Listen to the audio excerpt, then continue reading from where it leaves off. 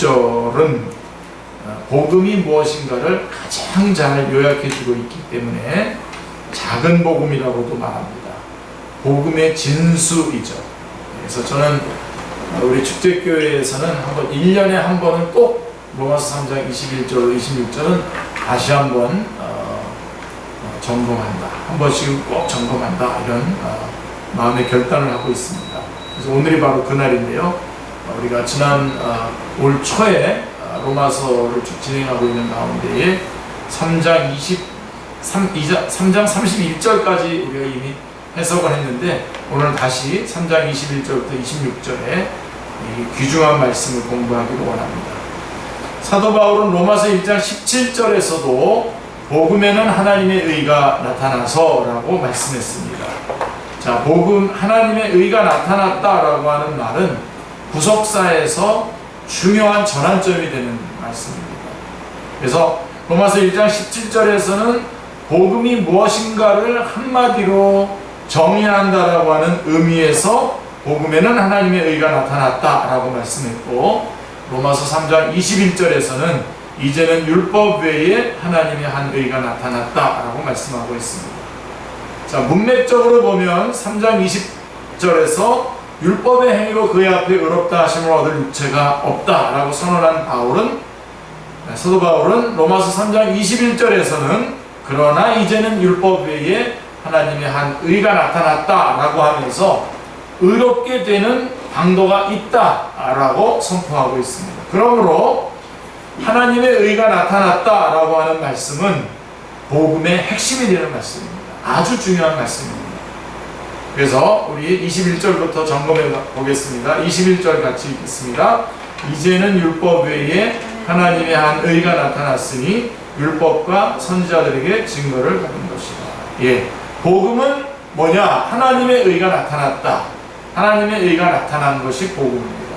그게 로마서 3장 21절이 말씀하고 있는 말씀입니다. 그래서 죄론, 로마서 1장 18절부터 3장 20절까지가 죄론입니다.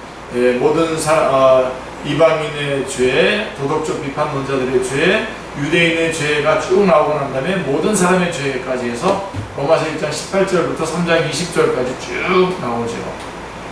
그렇게 죄론을 마치고 본격적으로 복음을 증거하는 첫 마디가 뭐냐면 이제는 이라고 하는 말씀입니다. 좀 더 나은 번역은 그러나 이제는입니다. 그러나 이제는, 이것은 전환점을 의미합니다. 그렇다면 이제는 무슨 일이 일어났습니까? 하나님의 의가 나타났다라고 하는 것이죠. 굉장히 중요하죠. 하나님은 의로우신데 그 의로우심이 우리 죄인에게 직접 임하면 어떻게 됩니까? 공의가 되죠. 공의. 그러나 그 의로우심이 예수 그리스도를 통해서 우리에게 미쳐지게 되면 어떻게 됩니까? 칭의가 됩니다. 칭의. 로마서 3장 21절에 하나님의 의란 하나님의 속성으로서의 공의가 직접 임한 것을 말하는 것이 아니라 예수 그리스도로 말미암은 불의한 자를 의롭다고 여겨주시는 칭의를 가리키는 것입니다.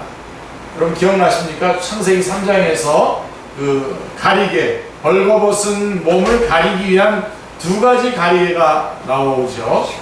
예, 하나는 무화과 나무 잎으로 만든 가리개입니다.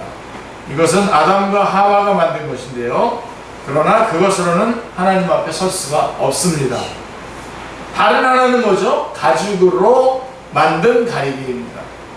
하나님은 가죽옷을 지어 입히셨습니다. 이 가죽옷은 하나님이 만드신 하나님의 가죽옷입니다. 그래서 여러분 복음이 그렇죠? 복음이 하나님께서 주시는 것이기 때문에 하나님의 의입니다. 복음은 하나님의 복음입니다. 여러분 복음 그러면 절대로 놓치지 말아야 하나님의 복음입니다. 복음은 하나님의 복음. 왜? 복음의 기원이, 그 복음의 원천, 그 복음의 근원이 하나님이시기 때문입니다. 이사야 선지자는 이렇게 말씀했습니다. 이사야 64장 6절 중요한 구절인데 한번 같이 읽겠습니다. 무릇 우리는 다 부정한 자 같아서 우리의 의는 다 더러운 옷 같으며 우리는 다 잎사귀같이 시들므로 우리의 죄악이 바람같이 우리를 몰아가나이다. 예, 우리의 의는 다 더러운 옷 같으며 우리는 다 잎사귀같이 시들므로라고 한 표현은 아담과 하와가 만든 무화과 나무 잎으로 만든 가리개를 염두에 두고 한 말씀입니다. 그 모습으로는 하나님의 존전에 설 수 없다는 것입니다. 이사야 64장 5절 말씀을 보면 이 현상이 이미 오래되었으므로 우리가 어찌 구원을 얻을 수 있으리까? 라고 말씀하고 있는 것입니다. 그러니까 하나님의 의는 인간이 할 수 있는데도 인간이 그 의를 드러낼 수 있는데도 하나님이 개입하셔서 행해준 것이 절대로 아닌 것입니다. 나타났으니 라고 선포합니다. 그런데 이렇게 나타났다라고 하는 것은 없던 것이 새로 생겨났다는 뜻이 아닙니다. 복음은 임기응변으로 주어진 것이 아닙니다. 사도 바울은 복음을 이렇게 정의하고 있죠. 자, 고린도전서 2장 7절에는 뭐라고 되어 있습니까? 오직 비밀한 가운데 있는 하나님의 지혜라고도 말씀하고 있고, 또 에베소서 3장 9절에서는 영원부터 만물을 창조하신 하나님 속에 감추었던 비밀의 경륜이라고 말씀하고 있습니다. 그리고 골로새서 1장 26절에 보면 만세와 만대로부터 감추어졌던 것이라고 말씀하고 있습니다. 이처럼 구약시대에 오랫동안 감추어져 있던 것이 이제는 베일을 벗고 드디어 나타났다라고 하는 것입니다. 그게 복음입니다. 그래서 율법과 선지자들에게 증거를 받은 것이라고 로마서 3장 21절은 말씀하고 있는 것입니다. 율법과 선지자는 구약 성경을 말씀할 때에 가리키는 표현인 것입니다. 로마서 1장 2절에도 나와 있죠. 이 복음은 하나님이 선지자들로 말미암아 그의 아들에 관하여 성경에 미리 약속하신 것이라고 말씀하고 있습니다. 그래서 복음은 하나님의 복음이면서 또 동시에 약속의 복음입니다. 이미 성경에 약속된 대로 예수님께서 오신 것입니다.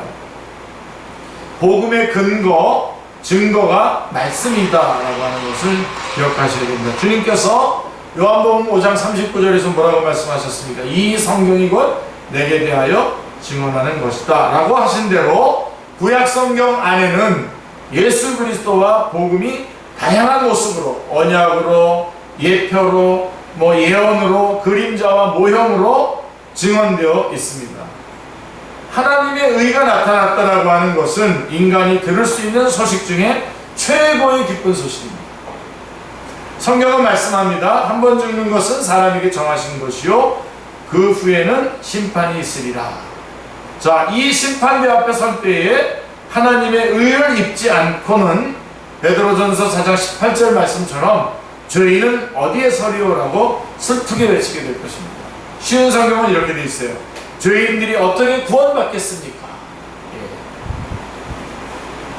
그때에 하나님께서 우리에게 너는 무슨 자격으로 이곳에 왔느냐라고 물으신다면 우리는 합창을 하듯이 이렇게 대답해야 됩니다. 네, 하나님의 의를 입고 왔나이다. 자, 우리 한번 이거 한번 같이 한번 해봅시다. 네, 하나님의 의를 입고 왔나이다. 이 말씀 꼭 하셔야 됩니다. 이때 여러분들이 내가 좀 착한 일을 많이 해서 왔습니다 이렇게 얘기하면 큰일 납니다. 복음은 하나님의 의가 나타났다라고 하는 기쁜 소식입니다. 그게 21절이에요. 그 다음에 22절, 21절, 22절, 아마 23절까지만 해석을 할까 하는데요. 자, 복음을 어떻게 받을 수 있습니까? 자, 복음이라고 하는 것은 하나님의 의가 나타났다라고 하는 것인데, 그러면 그 복음은 어떻게 받을 수 있습니까? 22절 같이요. 곧 예수 그리스도를 믿음으로 말미암아 모든 믿는 자에게 미치는 하나님의 의니 차별이 없느니라. 22절은 21절에서 하나님의 의가 나타났다라고 한 그 의를 어떻게 받을 수 있는가, 그 의가 어떻게 나의 것이 될 수 있는가를 말씀해주고 있습니다. 율법이 할 수 있는 것은 죄를 깨닫게 하는 일입니다. 그런데 율법이 할 수 없는 것이 있습니다. 율법은 우리를 의롭게 하는 일을 할 수 없습니다. 물론 이것은 율법에 문제가 있어서 그런 게 아니에요. 율법이 문제가 있어서 율법이 우리를 의롭게 못하시는 것이 아니라 율법을 지키지 못하는 우리의 육신의 연약함 때문에 그렇습니다. 그래서 20절에 뭐라고 되어 있습니까? 20절은 암송해야 되는데요. 같이요. 율법의 행위로 그의 앞에 의롭다 하심을 얻을 육체가 없나니 율법으로는 죄를 깨달으니라. 이렇게 말씀하고 있는 것이요. 그런데 21절에서 뭐라고 말씀합니까? 이제는 율법 외에 하나님의 한 의가 나타났다라고 말씀하고 있습니다. 그러니까 여러분, 율법도 하나님의 의입니다. 그런데 율법 외에 또 다른 하나님의 한 의가 나타났다. 그것은 율법과 선지자의 증거를 받은 것인 만큼 참되고 신실한 것입니다. 이 의를 입지 않고는 하나님 앞에 설 수가 없습니다.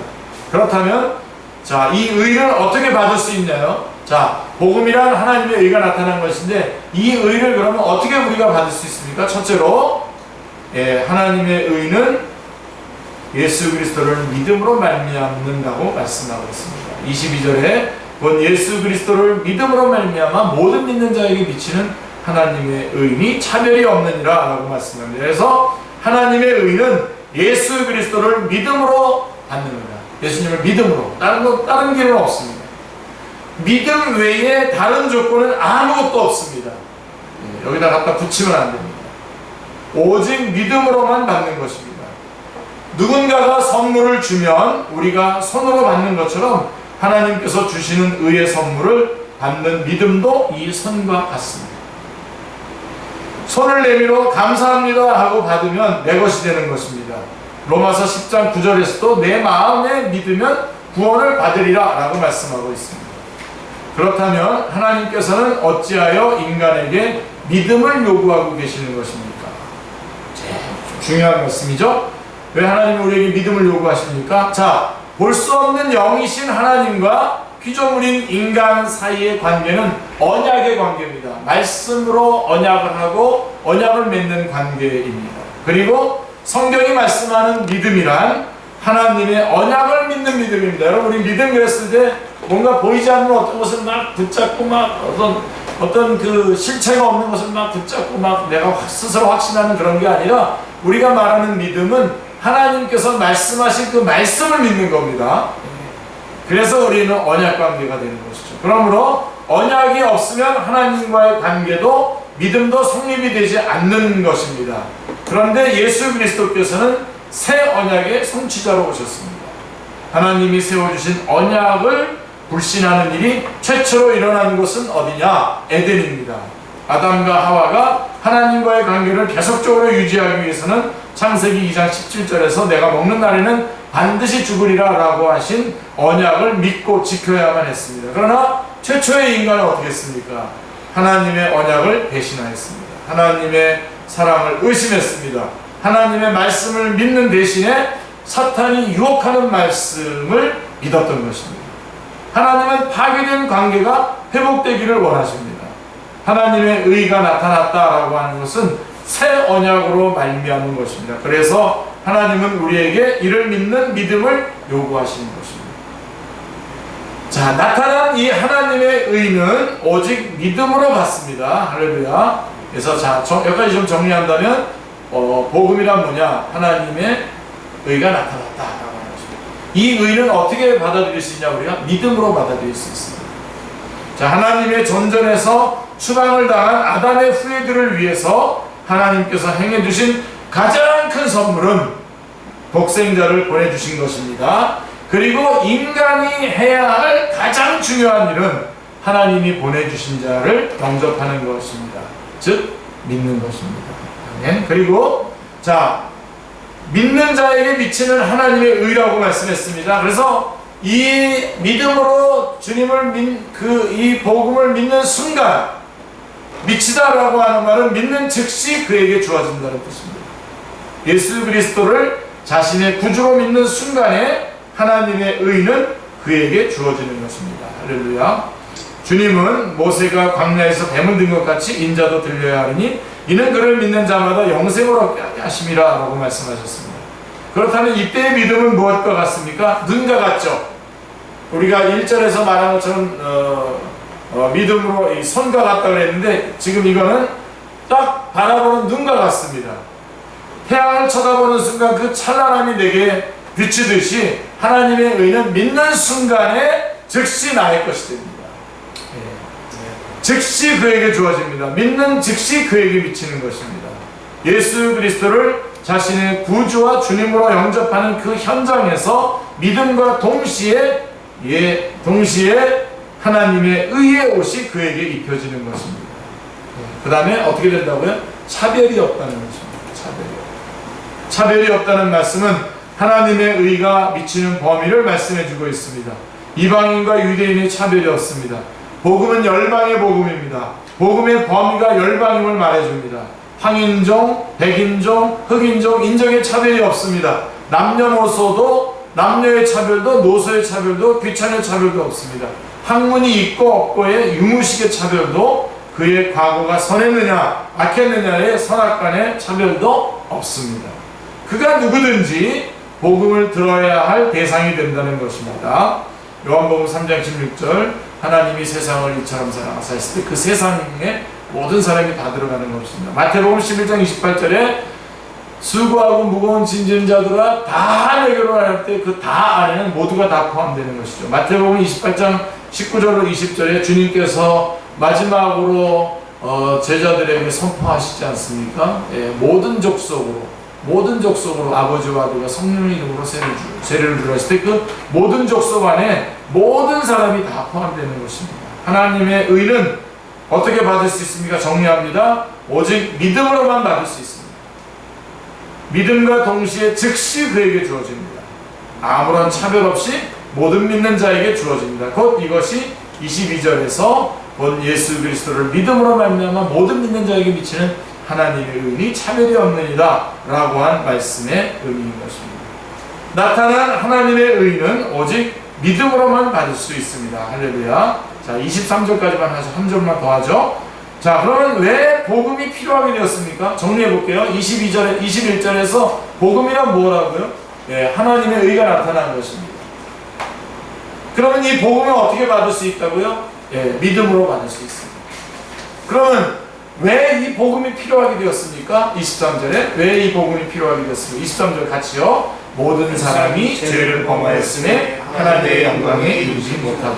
예, 21절에서 이제는 율법에 의해 하나님의 한 의가 나타났습니다라고 했습니다. 복음은 하나님의 의가 나타난 것입니다. 그리고 22절에서 나타난 의는 오직 믿음으로 받는다고 말씀했습니다. 자, 23절에 그렇다면 온 인류에게 왜 하나님의 의가 필요하게 되었는가를 말씀해주고 있습니다. 모든 사람이 죄를 범하였음에 하나님의 영광에 이르지 못하더니 그래서 하나님의 의가 필요하게 되었다라고 하는 것입니다. 모든 사람이 죄를 범하였으며라고 과거형으로 말씀하고 있습니다. 이런 것도 중요해요, 여러분. 자, 모든 사람이 죄를 범하였으며라고 과거형으로 말씀하고 있는데 이 죄는 다윗이 시편 51편 그 참회시에서 5절에서 이렇게 말했거든요. 내가 죄악 중에 출생하였으며 어머니가 죄 중에 나를 잉태하였나이다 라고 한 원죄를 의미하는 것입니다. 그래서 아담과 하와는 범죄하자마자 바로 하나님께로부터 분리가 되었습니다. 영적으로 분리가 되었습니다.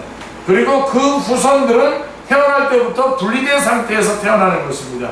이것이 원죄입니다. 원죄라고 부르는 것이죠. 로마서 5장 12절에서도 우리 7쪽입니다. 7쪽 중간에 같이요. 그러므로 한 사람으로 말미암아 죄가 세상에 들어오고 죄로 말미암아 사망이 들어왔나니 이와 같이 모든 사람이 죄를 지었으므로 사망이 모든 사람에게 이르렀느니라 말씀하고 있죠. 아담의 범죄는 개인 자격으로가 아니라 온 인류의 대표자로서 범죄하였던 것입니다. 그래서 아담 이후로 온 인류는 죄 아래에 있게 된 것이죠. 로마서 3장 9절에 의인은 없나니 하나도 없도다. 물론 자기 자신의 행위로도 하나님 앞에 의롭다함을 얻을 자는 없습니다. 하나님의 영광에 이르지 못하더니 라고 하는 말씀은 죄로 말미암아 하나님께서 인간에게 주신 영광스러운 지위를 상실했을 뿐만 아니라 다시 하나님이 계신 영광에도 이르지 못하게 되었다라고 하는 뜻입니다. 아주 처참한 상황을 말씀하고 있는 것입니다. 영광에 이르지 못하면 흑암에 떨어질 수밖에 없는 것입니다. 그래서 온 인류에게 하나님의 의가 필요하게 된 것입니다. 이것이 23절의 의미입니다. 자, 여기까지만 말씀을 좀 정리를 한다면, 자, 복음이란 뭐냐? 하나님의 의가 나타난 것입니다. 근데 이 복음은 어떻게 우리가 받아들일 수 있습니까? 믿음으로 받아들일 수 있다. 이게 22절 말씀입니다. 그러면 이 복음이 왜 필요하게 됐냐? 네, 모든 사람이 죄를 범하였으니 하나님의 영광이 되지 못했기 때문입니다. 네, 그래서 이 복음이 우리에게 꼭 필요한 것이고, 그래서 우리에게 가장 중요한 것은 결국은 하나님께서 우리에게 베풀어 주신 그 의를 정리해서 말씀드린다면, 하나님의 존전에서 추방을 당한 아담의 후예들 우리들에게 있어서 가장 큰 소식, 가장 큰 복된 소식은 하나님께서 행해 주신 가장 큰 선물은 독생자를 보내주신 것입니다. 그리고 우리가 해야 되는 가장 중요한 첫 번째 해야 될 일이 뭐냐면 이 예수 그리스도를 구주로 영접하는 것입니다. 그래서 이제 24절에서는 그런 24, 25, 26절에서 다음 주에 우리가 이어서 이 의가 어떤 양상으로 우리에게 주어진 것인지 다시 한번 그 소중함을 다시 한번 살펴보도록 하겠습니다. 기도하겠습니다. 하나님 아버지, 너무나 감사합니다. 오늘 이 오후 시간에도 하나님, 저희가 많이 육체적으로는 피곤하지만 그러나 주님 참 귀한 말씀 들으면서 하나님을 또 찬양하면서 하나님 앞에 가까이 나아갑니다. 하나님, 저희들을 받아주시고 하나님 의의 길로 인도하여 주시기를 원합니다. 우리 복음이라는 것이 하나님의 의가 나타난 것이며, 이것을 어떻게 받을 수 있느냐 했을 때 믿음으로 받을 수 있고, 우리가 다 죄인이기 때문에 이 복음이 필요한 것을 오늘 배우게 해주셨습니다. 하나님, 저희가 얼마나 아찔한 곳에 있다가 얼마나 영화로운 곳으로 옮겼는지 하나님, 저희가 그 큰 감격을 가지고 이제는 이 주의 복음을 전하고 증거하는 복된 자리로 나아가게 하여 주옵소서. 하나님, 축제의 귀한 식구들, 하나님 이 시간 이제 말씀 듣고 삶의 현장으로 나갑니다. 불꽃 같은 눈으로 지켜주시고 눈동자와 같이 보호해주시고 머리털 하나도 상하지 않도록 인도하여 주시옵소서. 온몸을 강건하게 하여 주옵소서. 머리끝부터 발끝까지 온몸의 모든 기관들이 다 힘있고 윤택하고 강건하고 맑고 깨끗하게 하여 주시고, 하나님 그 영은, 그 마음은 주님이 주시는 깊은 평강으로 넘치게 하여 주시옵소서. 기쁨과 감사가 함께 넘치게 하여 주시고, 그 영은 성령님으로 충만하게 역사하여 주시옵소서. 그래서 많은 사람들 주님 앞으로 인도하며 우리 자신도 믿음 안에서 승리하는 삶을 매일매일 살아가게 하여 주옵소서. 이 시간에도 주의 복음을 전하기 위해서 수고하는 우리 선교사님들과 선교지 위에 함께 하여 주시옵시고, 또 그것에서 생명의 역사가 있게 하여 주시며 필요한 모든 것이 공급되어지게 하여 주옵소서. 이 나라와 이 민족 가운데 함께 하여 주시고, 북한 땅에서 특별히 이 시간에도 예수님을 믿기 때문에 핍박당하는 우리 북한의 우리 형제 자매들 주님께서 지켜주시고 보호해주시고 어서속히 남과 북이 복음으로 통일될 수 있도록 역사하여 주시옵소서. 감사드리오며 주 예수 그리스도의 이름으로 기도드리옵나이다. 아멘. 하늘의